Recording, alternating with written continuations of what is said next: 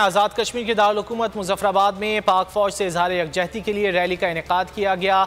नलोची पुल से supreme court चौक तक school के बच्चों और सिविल सोसाइटी की पाक फौज के हक में रैली। मजीद अहवाल जान लेते हैं बशारत मुगल से। बशारत बताइए।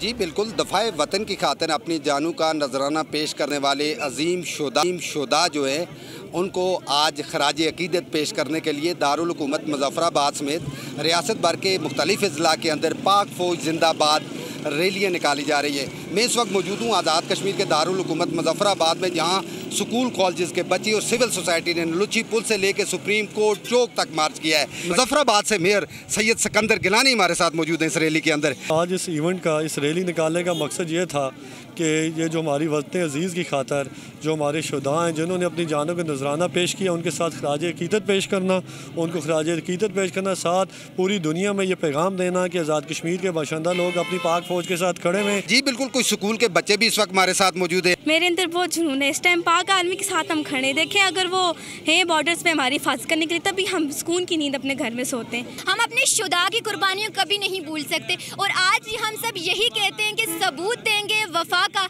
यूं इज्तिबाए गलत मिलाकर खाक में रख देंगे हर सिपाही गलत। बरब्बे काबा की कसम हम आंखें निकाल छोड़ेंगे, उठी जो मुल्क की जानिब कोई निगाहे गलत। बच्चों का यही कहना है कि हम अपनी पाक फौज के साथ हैं, सिविल सोसाइटी का भी यही कहना है और साथ इनका ये भी कहना है कि हम अपने वतन की खातिर। बहुत शुक्रिया बशारत आपका।